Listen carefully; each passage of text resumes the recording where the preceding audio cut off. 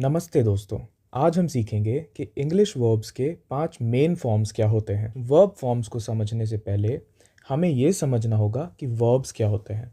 Verb एक ऐसा शब्द होता है जो किसी इंसान या वस्तु के क्रिया मतलब कि एक्शन को दर्शाता है। ये बताता है कि क्या हो रहा है, क्या हुआ है या क्या होने वाला है। जैसे कि रन मतलब दौड़ना, ईट मतलब खाना, सिंग मतलब कि गाना। ये सारे वर्ब्स हैं।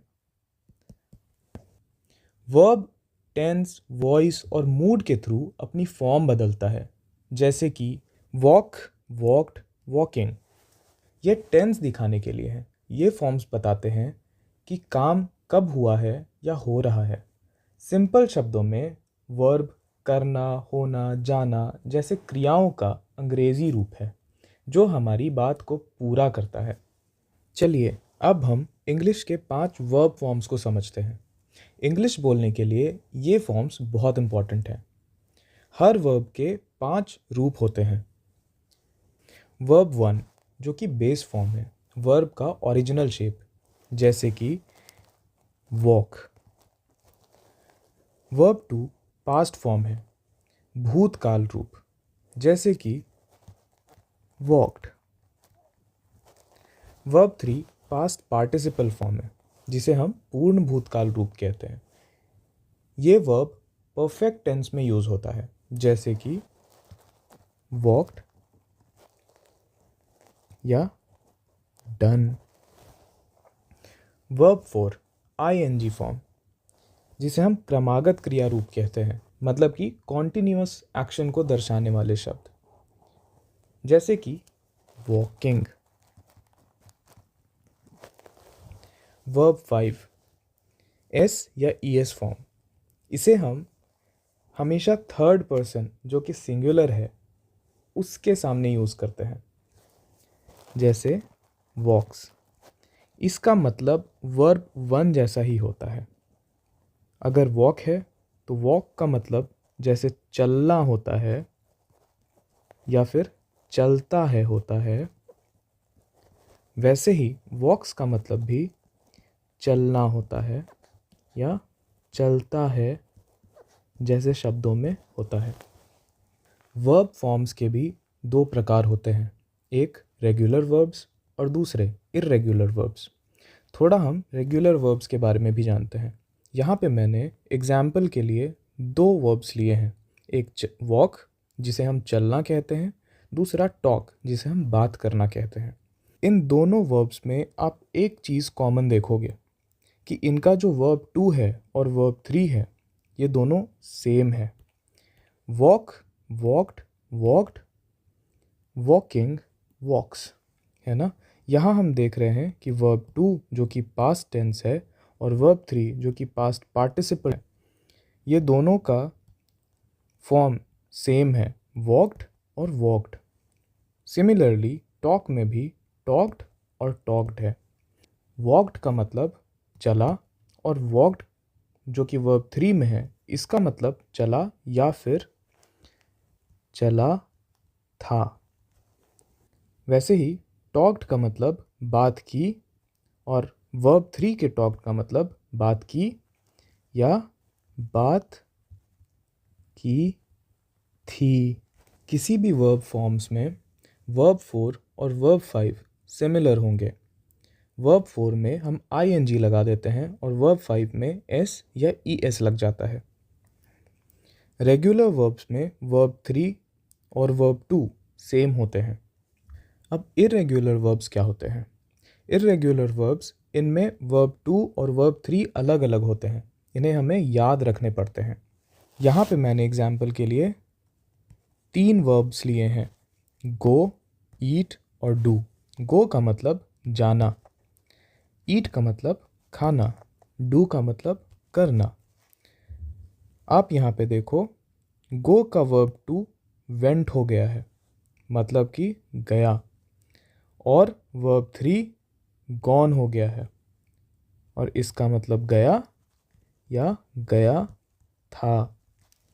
वर्ब 4 गोइंग और verb 5 goes.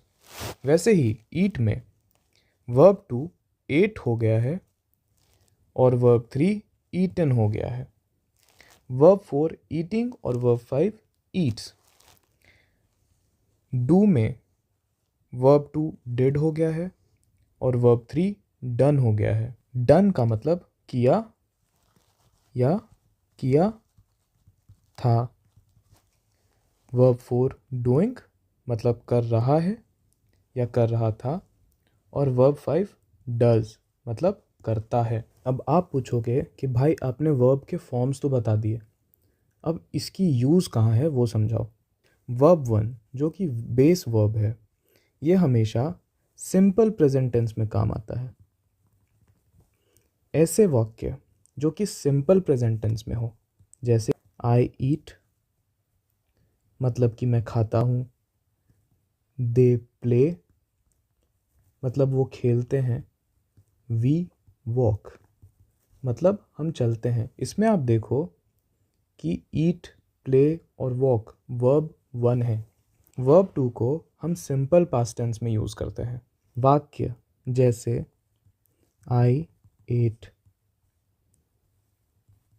They played, we walked. Verb 3 past participle perfect tense में यूज़ होता है, जैसे कि आई हैव ईटन। यहाँ आप देखो वर्ब 3 यूज़ हो रहा है। They have played. वर्ब 4 हम कॉन्टिन्यूअस टेंस में यूज़ करते हैं, जैसे कि आई एम ईटिंग। यहाँ पे आप देखो ईट के आगे हम ING जोड़ रहे हैं। दे आर प्लेइंग, यहाँ पे हम प्ले के आगे ING जोड़ रहे हैं। इसका मतलब हुआ वे लोग खेल रहे हैं। कुछ वाक्य पास्ट टेंस में भी यूज़ होते हैं, ऐसे पास्ट टेंस जो कि कॉन्टिन्यूअस टेंस में हो, जैसे कि आई वॉज ईटिंग। यहाँ पे आप देखो वॉज ईटिंग मतलब कि मैं खाना खा रहा था। यहाँ पे भी हमने वर्ब 4 का यूज़ किया। अब वर्ब 5 क्या होता है? वर्ब 5 वर्ब 1 के जैसा ही होता है, जिसे हम प्रेजेंट टेंस में यूज़ करते हैं, सिंपल प्रेजेंट टेंस में। पर यहाँ पे कोई भी तीसरा व्यक्ति के बारे में अगर हमें बताना हो जो कि सिंगुलर हो, एक वचन में, जैसे कि ही, शी, इट या नेम, इनके साथ हम वर्ब 5 यूज़ करेंगे, जैसे कि ही ईट्स वह खाता है, शी डांसेस वह नाचती है। आपको अच्छे से वर्ब फॉर्म्स को यूज़ करने के लिए ये याद रखना होगा कि हर वर्ब के 5 मेन फॉर्म्स होते हैं। रेगुलर वर्ब्स में वर्ब 2 और वर्ब 3 सेम होते हैं और इरेगुलर वर्ब्स में हमें वर्ब 2 और वर्ब 3 को याद करना पड़ता है, मतलब वो सेम नहीं होंगे। हर अलग टेंस के लिए डिफरेंट फॉर्म यूज़ होता है। अब आपके लिए एक होमवर्क है कि आप 15 कॉमन वर्ब्स की लिस्ट बनाओ और उनके वर्ब 1 से वर्ब 5 तक के फॉर्म्स लिखो।